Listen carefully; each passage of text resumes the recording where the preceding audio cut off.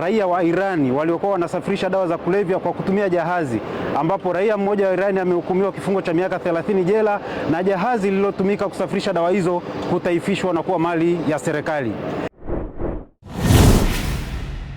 Mamlaka ya kudhibiti na kupambana na dawa za kulevya kwa kushirikiana na taasisi nyingine za serikali leo tarehe 23 Mei 2026 imefanya uteketezaji wa dawa za kulevya aina ya heroin kilogramu 504.36 baada ya shauri lililokuwa mahakamani kumalizika.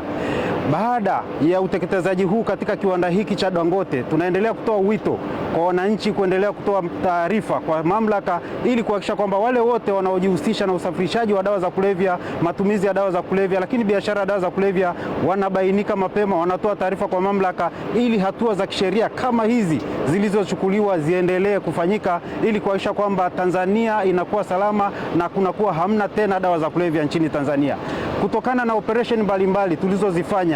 na baada ya hukumu hii katika Mahakama Kuu Kanda ya Mtwara, dawa za kulevya zimeadimika sana mitaani na kumekuwa na hitajio kubwa la waraibu waliokuwa wanatumia dawa za kulevya hususan heroin kuhitaji matibabu. Hivyo kutokana na uhitaji huo mkubwa katika kanda hii ya Mtwara, mamlaka inaahidi kwamba itajenga mati kliniki kwa ajili ya kutibu waraibu wanaokabiliwa na tatizo la matumizi ya dawa za kulevya, na watakuwa wanatibiwa bure kwenye hiyo kliniki itakayojengwa katika kanda hii ya Mtwara. Hali kadhalika tutahakikisha kwamba tunahamasisha ili kuwepo na sober house kutokana na uhitaji mkubwa wa wananchi ambao wanahitaji huduma ya sober house baada ya dawa hizo za kulevya kuadimika nchini na wengi kuhitaji matibabu hayo ili waweze kupona na kuwa salama na kuweza kurudi pia katika hali zao za kawaida na kuendelea na shughuli zao kwa kushirikiana na Tanzania ili tuweze kujenga uchumi wetu. Wasafirishaji wengi wa dawa za kulevya wanatumia bahari ili kusafirisha dawa za kulevya, na ukanda huu wa Mtwara, Lindi, Dar es Salaam,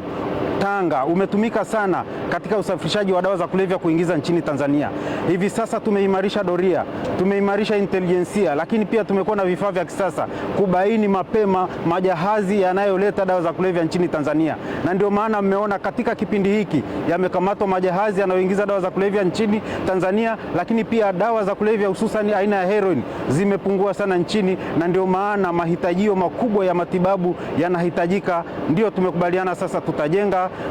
mati kliniki katika kanda hii ya Mtwara na sober house ili sasa matibabu hayo yaanze kupatikana. Kwa hiyo ukanda huu uliokuwa ni chanzo, ni uchochoro wa kuingiza dawa za kulevya nchini Tanzania sasa hivi si salama tena. Ndio maana tunatoa wito kwa wasafirishaji wa dawa za kulevya watafute shughuli nyingine ya kufanya, kwa sababu sasa hivi tutahakikisha tunawakamata wote, lakini pia hatua za kisheria zitaendelea kuchukuliwa kama mlivyoona hatua hii iliyochukuliwa ya kutaifisha jahazi, kuamuru dawa hizi ziteketezwe kwa mujibu wa sheria, lakini pia wale waliokuwa wanafanya hiyo biashara kuhukumiwa mahakamani kifungo cha miaka 30 jela.